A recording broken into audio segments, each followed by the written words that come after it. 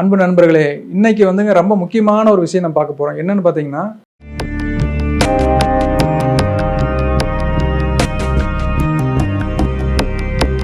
எத்தனையோ ஆன்மீக வகுப்புகள் நிறைய போய் அட்டெண்ட் பண்றோம். யோகா கிளாஸ் போறோம், மெடிடேஷன் போறோம், பிராணாயாமா அந்த கிளாஸ், இந்த கிளாஸ்ன்னு சொல்லி நிறைய நம்ம அட்டெண்ட் பண்ணிட்டோங்க. ஆனா நான் ஒரே ஒரு கேள்வி உங்கள்ட்ட கேட்குறேன். உங்களுடைய குணநலங்கள் மாறி இருக்குதா? எப்படின்னு கேட்குறேன்னா, ஒரு கோவப்படாமல் இருக்கிறீங்களா? குழந்தைகள்கிட்டயோ, இல்லை கணவன்கிட்டயோ, மனைவிட்டையோ நீங்கள் வந்து இந்த இந்த வகுப்புகள்லாம் நீங்கள் எங்கெங்கெல்லாம் போய் அட்டன் பண்ணியிருப்பீங்களா, இல்லை யூடியூப்பில் பார்த்துருப்பீங்க. மணிக்கணக்கில் நம்ம இதுக்காக உட்காந்து இயர்ஃபோன் போட்டுட்டு நம்ம கேட்குறோம். இதெல்லாம் அட்டன் பண்ணதுக்கப்புறம் உங்களுக்குள்ளே வந்து பெரிய லெவலில் மனதளவில் பெரிய மாற்றங்கள் வந்திருக்குதா? உங்களுக்கான கேள்வி, நீங்களே டெஸ்ட் பண்ணிக்கங்க. நீங்கள் வந்து வெளியில் கூட சொல்லிக்க வேண்டியதில்லை. இதெல்லாம் அட்டன் பண்ணதுக்கப்புறம், இல்லை வந்து ரொம்ப ஆன்மீக ஈடுபாடு ஜாஸ்தியானதுக்கப்புறம், இல்லை நான் வந்து ஆன்மீக சம்மந்தப்பட்ட சப்ஜெக்ட்லேயே வரல, நான் உண்டு என் வேலை உண்டுன்னு பார்த்துட்டு இருக்கிறேன். நிறைய சப்ஜெக்ட்ஸ் படிக்கிறேன். பிஹெச்டி பண்ணிட்டேன், பெரிய பெரிய டாக்டரேட்லாம் வாங்கிட்டேன், மிகப்பெரிய படிப்பாளி, இல்லை வந்து நல்ல ஒரு உயர்ந்த நிலைக்கு போயிட்டு ஒரு கலெக்டர் ஆகிட்டேன், டாக்டர் ஆகிட்டேன், இல்லை இன்ஜினியர் ஆகிட்டேன் அப்படின்னு சொல்லி வக்கீல ஏதோ ஒரு நல்ல ப்ரொஃபஷனில் நல்ல பெரிய லெவலில் ஃபோக்கஸ் பண்ணிகிட்டு இருக்கிறேன் அப்படின்னா, உங்களுடைய மனநிலை எப்படி இருக்குது? ஒரு நாள் மட்டும் எடுத்துக்கங்க, ரொம்ப எல்லாம் அரேஞ்ச் பண்ண வேண்டாம். ஒரு நாளில் காலையிலேருந்து சாயங்காலம் வரைக்கும் நீங்கள் வந்து எப்படி ஒரு வீட்டில் இருக்கக்கூடிய சூழ்நிலையில் எப்படி கையாளுறீங்க, குழந்தைகள் உங்களை கோவப்படுத்தும் போது எப்படி கையாளுறீங்க, அப்பா அம்மாவை எப்படி நடந்துக்கிறீங்க, உங்களுடைய வேலை செய்கிற இடத்துல இருக்கிறவங்களோட எப்படி நடந்துக்கிறீங்க, யோசிச்சு பாருங்கள். அப்போது அந்த கோபம் வருதா, இல்லை வந்து எல்லாத்தையும் நான் ஹேண்டில் பண்ணுறேன், நான் ஒரு மாதிரி காமாக இருக்கிறேன், எல்லாத்தையும் பீஸ்ஃபுல்லாக கொண்டு போயிட்டுருக்கிறேன் அப்படிங்கிற மாதிரி இருந்ததுன்னா ஓகே, உங்களுக்கு இந்த காணொலியே உங்களுக்கு பெருசாக தேவைப்படாது. உங்களுடைய நண்பர்களுக்கு வேணால் நீங்கள் பகிர்ந்துக்கலாம். ஆனால் இல்லைங்க, ஒரு மாற்றமும் வரல, நானும் 10 வருஷமாக 15 வருஷமாக நான் வந்து பல ஆன்மீக இயக்கங்களோட தொடர்பில் இருக்கிறேன், பல விதமான பயிற்சிகள் ஈடுபட்டுருக்கிறேன், எல்லாமே வந்து தகவல் நிறைய நான் உள்ளுக்குள்ளே உள்வாங்கிட்டே இருக்கிறேன். ஆனால் என்னுடைய குணநலங்கள்லாம் ஒன்றும் மாறவே இல்லைங்க. பிறவியிலே நான் எப்படி இருந்தனோ, சின்ன வயசில் கோவப்படக்காரனாக இருந்தேன், இன்னமும் அதே கோவக்காரனாக தான் நான் இருந்துகிட்ருக்கிறேன் அப்படின்னா, இந்த காணொலி உங்களுக்கான காணொலி. சரி, இதில் நம்ம என்ன பார்க்கலாம் அப்படின்னு பார்த்தீங்கன்னா, இந்த மனநிலை மாற்றத்தை இப்போ நம்ம சொல்லிட்டு இருக்கிற இந்த ஹோப்பனோபோனோ பயிற்சி, இந்த ஹெட்டிங்லேயே நீங்கள் பார்த்துருப்பீங்க.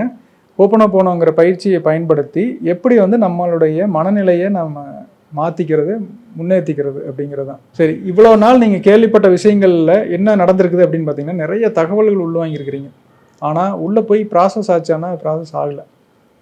சரி, இப்போ வந்து ஒரு உதாரணத்துக்கு ஒரு சுச்சுவேஷன் மட்டும் எடுத்துக்கலாம். ஒரு மனைவி வந்து உங்களை திட்டுறாங்க அப்படின்னு வச்சுங்களேன். ஒரு காய் வாங்கிட்டு வர சொல்கிறாங்க, நீங்கள் போய் வாங்கிட்டு வரீங்க. என்ன இப்படி பூரா சொத்த கத்திரிக்காயாக வாங்கிட்டு வந்திருக்கிறீங்க, பூரா முத்துன கத்திரிக்காயாக இருக்குது, ஒரு காய் கூட உங்களுக்கு வாங்க தெரியல, நீங்களே எதுக்கு இருக்கிறீங்க அப்படின்னு சொல்லி உங்களோட சண்டை போடுறாங்கன்னு வச்சுங்களேன். அப்போது அந்த சூழ்நிலையில் உடனே வந்து உங்களுக்கு கோவம் வரும் இல்லையா? எனக்கு என்னை இப்படி சொல்லிட்டாங்க அப்படின்னு சொல்லிட்டு. ஏன்னா நம்மளை பற்றி ஒருத்தவங்க தாழ்வாக சொல்லும் பொழுது நமக்கு உடனே கோவம் வருது இயல்பு தானே. ஒரு சூழ்நிலைக்கு ஒரு உதாரணத்துக்கு சொல்கிறேன். அப்போது இதனால் ஒரு டென்ஷன் ஆகுறீங்க, ஒரு ஆர்குமெண்ட் வருது, உனக்குலாம் நான் வாங்க முடியாதுன்னு சொல்கிறீங்க, இல்லை கோவிச்சிட்டு நீங்கள் கிளம்பி போகிறீங்க, சாப்பிடாம போகிறீங்க. அந்த கோவம் என்ன பண்ணுன்னா, நீங்கள் ட்ராவல் பண்ணும்போது ஒரு டிராஃபிக்கில் ஒருத்தவங்க வந்து ஏதோ கிராஸ் ஆவாங்க, சிக்னல் மிஸ் பண்ணி வருவாங்க, அந்த இடத்துல இன்னும் கொஞ்சம் ஆட் ஆகும். அது திருப்பி ஆஃபீஸ் போன உடனே உங்களுக்கு ஒரு சரியாக செய்ய மாட்டேங்கிறீங்க அப்படின்னு சொல்லி மேனேஜர் வந்து எதுவும் சொல்கிறாங்க. இல்லை உங்கள் தொழிலில் இருக்கிற இடத்துல நீங்கள் உங்களோட எம்ப்ளாயிஸ் வந்து சரியாக வேலை செய்யலை அப்படிங்கிற போது எல்லாமே வந்து உங்களுக்குள்ளே அப்படியே அந்த எமோஷன் பில்ட் ஆகிட்டே போகும் ஒரு நாளில். அப்போ இதுகளெல்லாம் எப்படி ரிலீஸ் பண்ணி விட்டு கிளியர் பண்ணுறது, இது நடக்காமல் எப்படி தடுக்கிறது? இன்றைக்கி நடந்துருச்சு ஒரு சம்பவம், இன்றைக்கி ஒரு டே ஃபுல்லாக இப்படி நடந்தது, கடந்த 5 வருஷமாக இப்படி தாங்க நடந்துட்டு இருக்குது அப்படிங்கிற மாதிரி கூட இருக்கலாம். இதையெல்லாம் கிளியர் பண்ணுறதுக்கான மெத்தடு தான் பார்த்தீங்கன்னா ஹோப்பனோபோனோ. இது எந்த அளவுக்கு பவர்ஃபுல்னா, ஒரு டாக்டர் வந்து தன்னுடைய பேஷண்ட்டுகளை மனநிலை பாதிக்கப்பட்ட லெவலில் இருக்கிற பேஷண்ட், அவங்களுக்கும் பேசினாலும் புரிய போகிறதில்ல, பேசினாலே புரியாத நிலையில் இருக்கிற ஒரு ஆளுங்களுக்கே அந்த டாக்டர் ஹியூலன் அப்படிங்கிறவர் ஹவாயில் இதை பயன்படுத்தி அந்த மனநிலை பாதிக்கப்பட்ட நிலையிலேருந்து சரி பண்ணுறாரு. அப்போ நினச்சி பாருங்கள், இது நம்ம எந்த அளவுக்கு இது பவர்ஃபுல்லாக யூஸ் பண்ணிக்கலாம் அப்படிங்கிறது. என்னென்னா, நீங்கள் செய்ய வேண்டியது வந்து, எனக்குள்ள உருவான இந்த எதிர்மறை எண்ணங்களுக்காக நான் வந்து நான் சுத்தம் பண்ணிக்கிறேன்.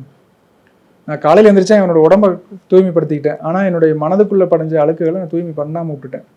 அது எப்படி இருக்குன்னா, ஒரு அரிக்கன் லைட்டில் இருக்கிற ஒரு அழுக்கு மாதிரிங்க. அது உள்ள புகை பார்த்திங்கன்னா அந்த காலத்தில் அரிக்கன் லைட் இருக்கும், அதை வந்து எடுத்து கண்ணாடியை வந்து தொடச்சி போட்டு உள்ள திரியில் பற்ற வச்சாங்கன்னா அது நல்லா பளிச்சுன்னு லைட் எரியும்.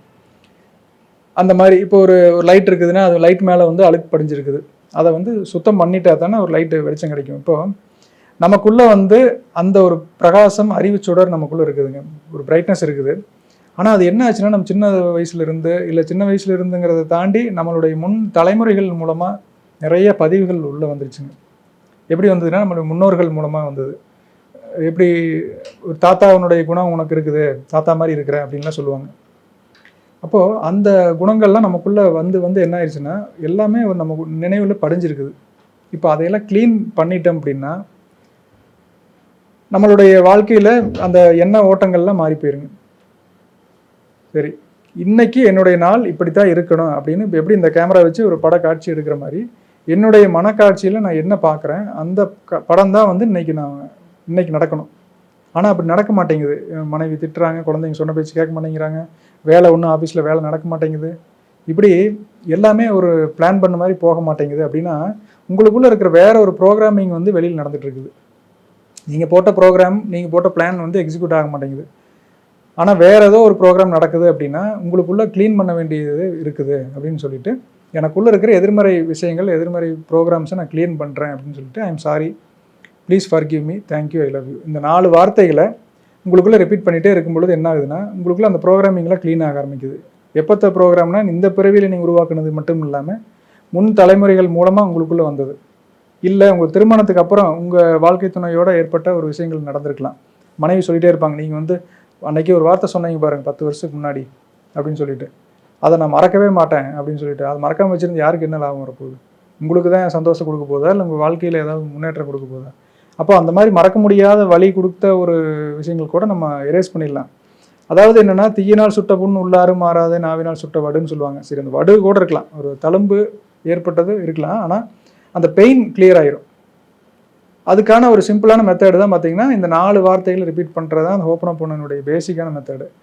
இது எப்படி பண்ணுறோம் அப்படின்னா, எனக்குள்ளே நான் பொறுப்பேற்றுக்கிறேன், என் மனைவி இந்த மாதிரி நடந்துக்கிறதுக்கு எனக்குள்ளே இருக்கிற ஒரு ப்ரோக்ராமிங் காரணமாக இருக்குது, நான் அதை கிளியர் பண்ணுறேன் அப்படின்னு சொல்லிட்டு I am sorry, please forgive me, thank you, I love you. Forgive அப்படிங்கிற வார்த்தை நிறைய பேருக்கு மேபி இங்கிலீஷ் பரிச்சயமாக தெரியாதவங்களுக்கு வந்து இன்னும் ஃபர்கிவ் அப்படின்றது ஃபார்கிவ் அப்படிங்கிறத, என்னை மன்னிச்சிருங்க அப்படிங்கிறது அதனுடைய அர்த்தம்.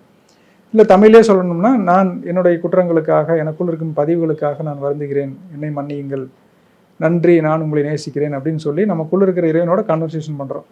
நம்ம வச்சுக்கிற சப்ஜெக்ட் வந்து யாராக வேணாலும் இருக்கலாம், மனைவியாக இருக்கலாம், வேலை செய்கிறவங்களா இருக்கலாம். இதை நீங்கள் உங்களுக்குள்ளே ரிப்பீட் பண்ணிகிட்டே இருக்கும் பொழுது உங்களுக்குள்ள மிகப்பெரிய ஒரு மாற்றங்கள் வந்து அந்த ரிலேஷன்ஷிப்பே வந்து கம்ப்ளீட்டாக மாறி போயிடும். ட்ரை பண்ணி பாருங்கள். ஏதாவது சந்தேகம்னா கீழே நம்பர் இருக்குது, எனக்கு ஃபோன் பண்ணி கேளுங்க. நன்றிங்க, மீண்டும் சந்திப்போம்.